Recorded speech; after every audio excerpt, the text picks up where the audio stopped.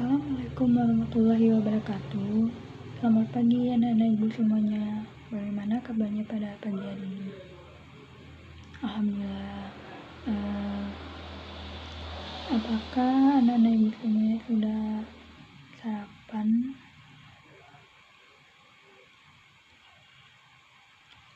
Nah, sebelum kita memasuki pelajaran, kepada ketua kelas dipersilakan untuk memimpin doa terlebih dahulu.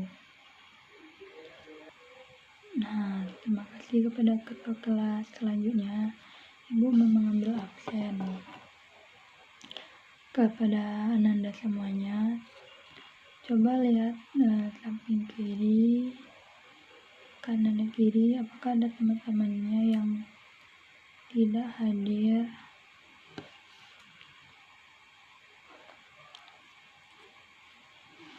Baiklah, hadir semuanya ya. Sekarang kita akan memasuki pembelajaran pada pagi hari ini, yaitu mengenai penggunaan huruf kapital. Nah, penggunaan huruf kapital pada identitas diri. Huruf kapital digunakan pada huruf awal nama diri, nama sekolah, nama tempat lahir, nama bulan, dan nama alamat rumah. Kemudian nama diri, sekolah, tempat lahir, bulan, dan alamat rumah biasanya dibuat dalam bentuk kartu identitas seseorang seperti KTP atau kartu pelajar. Nah, sekarang kita akan mencontohkan seperti kartu pelajar. Di dalam kartu pelajar tertera yaitu seperti nama, jenis kelamin, jenis, tempat, tanggal lahir, dan alamat. Nah, pada kartu pelajar, nama diri, sekolah, tempat lahir, bulan, dan alamat rumah ditulis dengan huruf kapital pada setiap awal kata. Misalnya seperti tulisan nama, maka huruf N itu kita buat itu huruf besar. Kemudian penggunaan huruf kapital pada anggota keluarga. Nah, salah satu aturan penggunaan huruf kapital yaitu pada penulisan nama diri, penulisan nama kita, orang tua, saudara, serta teman kita harus diawali dengan huruf kapital. Nah, misalnya kita contohkan seperti nama Dedi, ayahku Mahmud, kemudian nama ibuku Ani, dan nama saudara kandungku yaitu Jonas. Nah, seperti ibu contohkan, misalnya kita buat seperti, nah, pada tulisan Dedi ini, maka huruf yang pertama ini kita buat itu huruf besar. Nah, begitupun dengan misalnya seperti nama ayahku adalah Mahmud, maka pada awal huruf atau huruf pada awal kalimat maka kita buat yaitu huruf kapital atau huruf besar. Kemudian seperti nama ibuku adalah Ani, maka kita besarkan itu huruf A, dan seperti nama saudaraku seperti Jonas, maka yang kita beri huruf kapital itu huruf J. Nah, itulah contoh dari pembuatan nama identitas keluarga. Kemudian kita masuk pada penggunaan tanda titik. Nah, saat menulis sebuah kalimat, tanda titik ditulislah kata terakhir dalam kalimat yang dibuat. Selain di akhir kalimat, tanda titik juga digunakan untuk membentuk angka dalam penulisan waktu. Nah, dapat kita contohkan yaitu contohnya seperti jam berikut pukul 10 lebih 30 menit dapat ditulis pukul 10.30. Nah, pada pukul 10.30 tanda titik digunakan untuk titik ini digunakan itu untuk memisahkan angka jam, dan ini merupakan menit.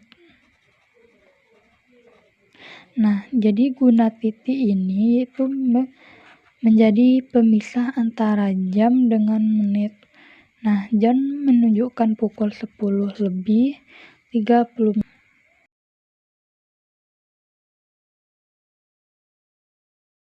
Nah, itulah contoh yang dapat kita buat dalam bentuk jam. Kemudian, penggunaan tanda titik dalam sebuah kalimat. Kita sudah belajar tentang penggunaan tanda titik. Tanda titik digunakan untuk mengakhiri suatu kalimat. Nah, selain itu, tanda titik juga digunakan untuk memisahkan antara angka yang menunjukkan waktu. Nah, ayo kita perhatikan penggunaan tanda titik pada contoh berikut. Sini bukan yaitu Komang dan teman-temannya pulang sekolah pukul 13 titik. Nah, setelah meminta izin kepada orang tua masing-masing, Lani, Fitri, dan Mei pergi ke rumah Komang. Nah, mereka akan mengerjakan tugas kelompok bersama di rumah Komang. Nah, Ibu harap kepada anak-anak mana yang melakukan tanda titik antara pemisah jam dan menit. Nah, kemudian ke dalam yaitu kalimat tanya. Sebelumnya Ibu mau tanya, semuanya tahu apa itu kalimat tanya? Nah, jadi kalimat tanya ini merupakan kalimat yang dibuat menggunakan kata tanya. Nah, kata tanya dalam bahasa Indonesia terdiri atas apa saja? Ya, benar. Ada apa, di mana, kapan, siapa, mengapa, serta dan bagaimana. Nah, kalimat tanya juga dapat dengan menambahkan partikel kah pada suatu kata. Penulisan kalimat tanya harus diakhiri dengan tanda tanya.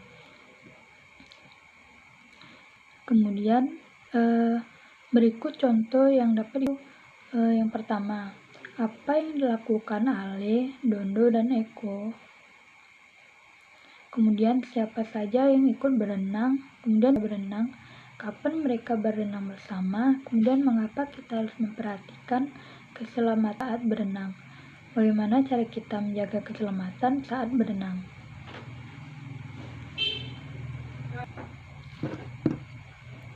Nah, contoh yang Ibu berikan tadi diharap kepada anak-anak semuanya menjawab apa pertanyaan yang sudah diberikan. Nah,